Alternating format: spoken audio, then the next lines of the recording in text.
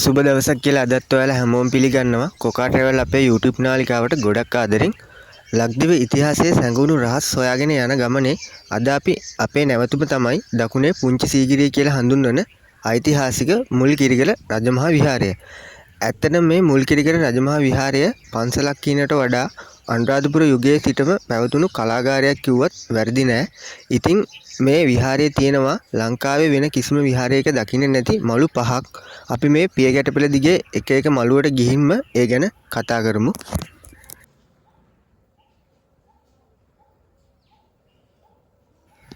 ඉතින් අපි දැන් ඇවිල්ලා ඉන්නේ මුල්කිරිගල රජමහා විහාරයේ තියෙන දෙවෙනි මළුවට.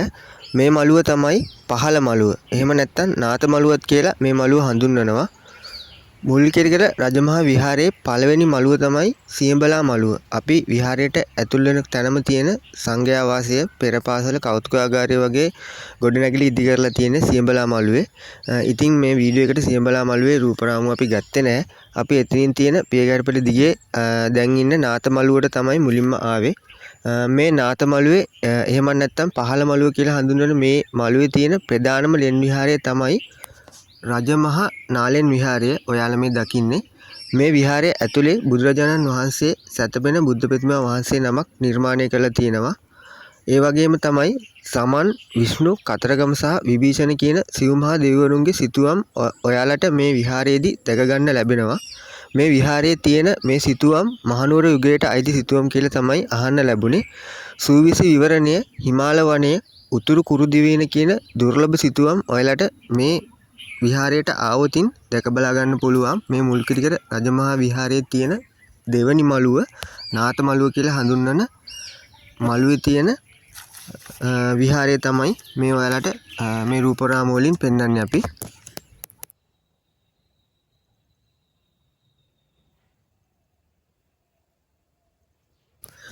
පහළ මළුව එහෙම නැත්නම් කලින් ඔයාලට පෙන්නපු නාත මළුව පහු කරලා අපිට හම්බ වෙනවා ඊළඟට පඩිපෙළක්. මේ පඩිපෙළ තමයි මේ ඔයාලා දකින්නේ. මේ පඩිපෙළත් තරණය කරලා අපි ඊළඟට යන්නේ මුල්කිරිගල රජමහා විහාරයේ තුන්වෙනි මළුවට. මුල්කිරිගල රජමහා විහාරයේ මේ ඔයාලා දකින තුන්වෙනි මළුව තමයි මැද මළුව කියලා හඳුන්වන්නේ.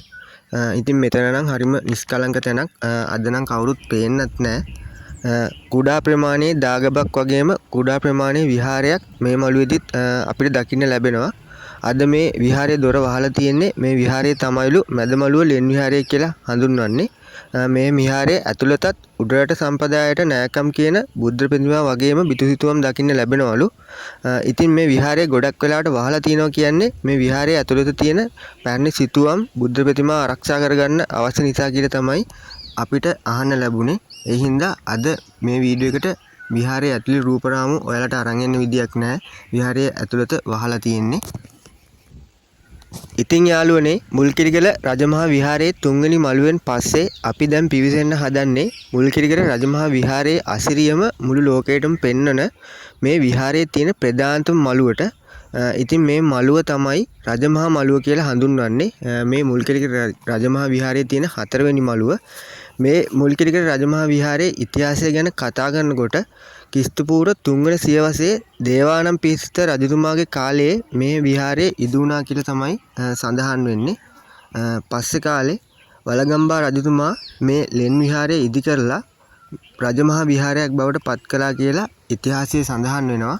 මුල්කිරිගල රජමහා විහාරයේ තියෙන මේ රජමහා මළුවේ මුල්කිරිගල සෙල්ලිපියයි ඔයාලා මේ දකින කවදාවත් මොන ලොකු ඉඩෝරයක් ආවත් හිඳෙන්නේ නැති පොකුණත් අපිට දැක ගන්න ලැබෙනවා.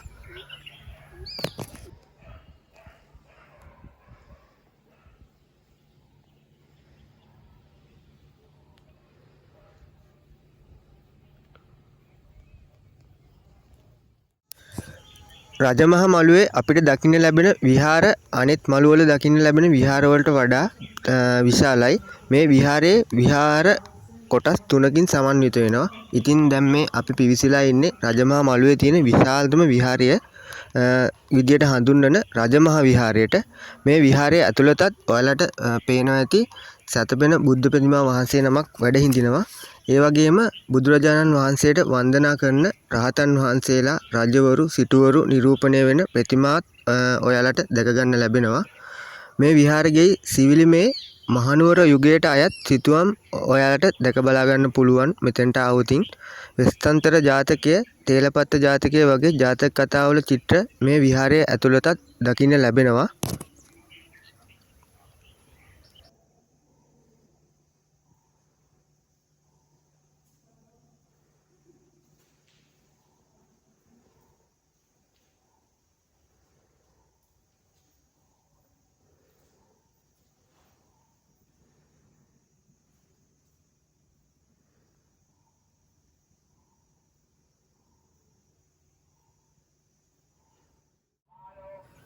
රජමහා මළුවේ කෙළවරේම තියෙන අපි මේ දැන් පිවිසෙන්න හදන මේ පුංචි විහාරය තමයි නාග විහාරය විදියට හඳුන්වන්නේ. ඉතින් මම ඔයාලට කිව්වා මේ රජමහා මළුවේ විහාර 3ක් තියෙනවා කියලා. ඉතින් මේ මෙතන තියෙන පුංචිම විහාරය මේ විහාරය නාග විහාරය කියලා හඳුන්වන්නේ ඇයි කියලා නම් හරියටම මම කියන්න දන්නේ නැහැ. මේ විහාරය තුලත් මහනුවර යුගයට අයිති බුද්ධ ප්‍රතිමා වගේම සිතුවම් ඔයාලට ආවතින් බලා ගන්න පුළුවන්.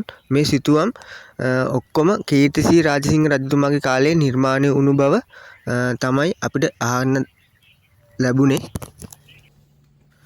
රජමහා විහාරයටයි නාග විහාරයටයි මැදින් පිහිටලා තියෙන අනිත් මේ අපි යන්න හදන විහාරය තමයි රජමහා මළුවේ තියෙන අලුත් විහාරය කියලා හඳුන්වන්නේ.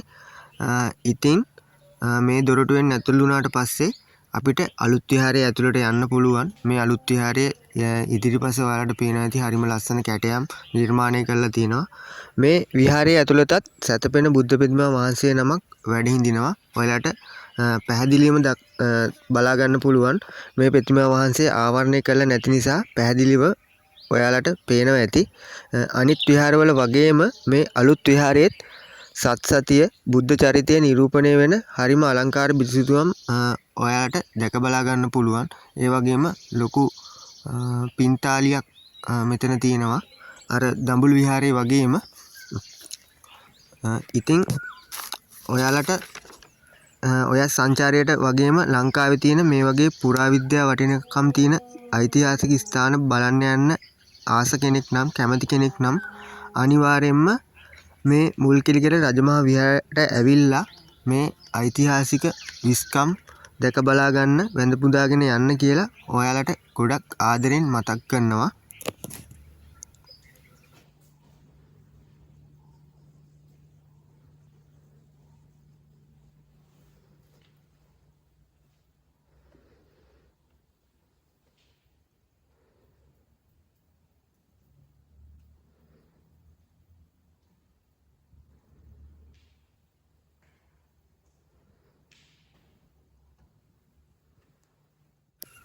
මුල්කිරිගල රජමහා විහාරයේ මුහුදු මට්ටමින් මීටර් 200ක් විතර උසක පිහිටලා තියෙන උඩහ මළුව. එහෙම නැත්නම් මේ මළු පහක් තියෙන මුල්කිරිගල රජමහා විහාරයේ අවසාන මළුවට තමයි අපි දැන් යන්න හදන්නේ. ඉස්සර මේ මළුවට යන්න මේ පිය කැටපෙළ භාවිතා කරන්න ඇති. ඔයාලට පේනවා ඇති හරිම අසූරු ගමනක් යන්න තියෙන මේ පිය කැටපෙළෙන් යනවා නම් ඒ වුණාට එහා පැත්තෙන් වර්තමානයේ පහසුවෙන් යන්න පුළුවන් පිය කැටපෙළක් හදලා තියෙනවා. ඉතින් මුල්කිරිගල රජමහා විහාරයේ ඉහළම මළුවේ යනකොට ඔය වටපිටාව පේන විදිය තමයි ඔයාලා මේ දකින්නේ. මේ පිය කැටපෙළ තරණය කරලා ඉහළ මළුවට යන්න ඕනි. දැන් නම් අපි ඉන්නේ රජමහා විහාරයේ තියෙන ඉහළම මළුවේ. ඔයාලට මේ පේන ඉහළ මළුවේ තමයි මුල්කිරිගල රජමහා විහාරයේ දාගැබ ඉදි කරලා තියෙන්නේ. ඉතින් කලින් මළුවෙත් ඔයාලා පුංචි දාගැබක් දැක්කා. ඒ වුණාට මෙන්න මේ පිය කැටපෙළ තරණය කරලා උඩට ගියාම ඔයාලට දකින්න ලැබෙනවා මුල්කිරිගල රජමහා විහාරයේ තියෙන දාගැබ. ඉතින් මේ දාගැබට ආකාශ චෛත්‍යය කියලා තමයි හඳුන්වනවා කියන්නේ. මේ චෛත්‍යයට අමතරව දෙතිස් පළරුක බෝධීන් වහන්සේ නමක් මේ රජමහා විහාරයේ ඉහළ මළුවේ රෝපණය කරලා තියෙනවා. ඔයාලට දැක බලා ගන්න පුළුවන්. මේ මළුවට ආවොතින් වැඳ පුදා ගන්න පුළුවන්. ඉතින් ඒ වගේම තමයි මේ ඉහළ මළුවේ ඉඳන් බලපුවාම හරිම අපූර්වට අවට වටපිටාව පේනවා. ඉතින් අපි මේ වෙලාවේ වටපිටාවේ රූපරාමු ගන්න ගියේ නෑ. මෙතන තියෙනවා view point එකක් වගේ එකක්. එතෙන්ට ගිහිල්ලා ඔයාලට ඈත බලන්නත් අවස්ථාව ලැබෙනවා මෙතෙන්ට ආවොතින් එහෙම. ඉතින් මේ රුහුණේ සීගිරිය කියලා අනුවර්ත නාමයෙන් හඳුන්වන මුල්කිරිගල පර්වතය නිකම්ම ගල් පර්වතයක් නෙමෙයි කියලා ඔයාලට පැහැදිලි වෙන්නේ නැති. මේ අපේ හෙළ කලාකරුවන්ගේ රජවරුන්ගේ අසීමිත කැපකිරීම් සිදු කරපු ගෞරවනීය නිර්මාණ කියලා වීඩියෝ එක මුලින් ඉඳලා බැලුවා නම් ඔයාලට ඇත්තටම පැහැදිලි වෙන්නේ නැති. ඉතින් වීඩියෝ එකේ අවසානයේත් ඔයාලට ගොඩක් ආදරෙන් මතක් කරනවා මේ ලංකාවේ තියෙන මේ වගේ විශිෂ්ට ස්ථාන ඓතිහාසික ස්ථාන ඇවිල්ලා වැඳ පුදාගෙන දැක බලාගෙන යන්න කියලා ගොඩක් ආදරෙන්. ඉතින් යාළුවනේ පිය ගැට පෙළ 550ක් තරණය කරලා අඩි 670ක් මුදුනේ මේ මුල්කිරිගල රජමහා විහාරයේ මුදුනටම අපි ආවා. ඉතින් මේ එන ගමනේ මේ මුල්කිරිගල රජමහා විහාරය ගැන වටිනා තොරතුරු ඔයාලට අපි ඉදිරිපත් කළා. ඉතින් අපි දැන් මේ පිය ගැට පෙළවල් 550ම බහැලා ආපහු පහලට යන්න තමයි හදන්නේ. ඉතින් මේ වීඩියෝ එකෙන් ඔයාලට වැදගත් දෙයක් දැනගන්න ලැබුණා කියලා හිතෙනවා නම් මේ වීඩියෝ එකට ලයික් එකක් දාන්න. මේ වගේ වටින වීඩියෝ බලන්න අපේ කොකා ට්‍රැවල් YouTube නාලිකාව subscribe කරලා එකතු වෙන්න. මේ වීඩියෝ එක වටිනවා කියලා හිතෙනවා නම් තවත් කෙනෙකුට බලන්න share කරන්න. ඉතින් ලංකාවේ මේ වගේ වටිනා කියන ඓතිහාසික පුරාවිද්‍යාත්මක ස්ථාන ගැන දැනගන්න ටිකටම අපේ කොකා ට්‍රැවල් YouTube නාලිකාවත් එක්ක සම්බන්ධ වෙලා ඉන්න කියලා ඔයාලට මතක් කරන ගමන් අදට මේ වීඩියෝ එකෙන් අපි සමු ගන්නවා. ඔයාලා හැමෝටම සුබ දවසක්.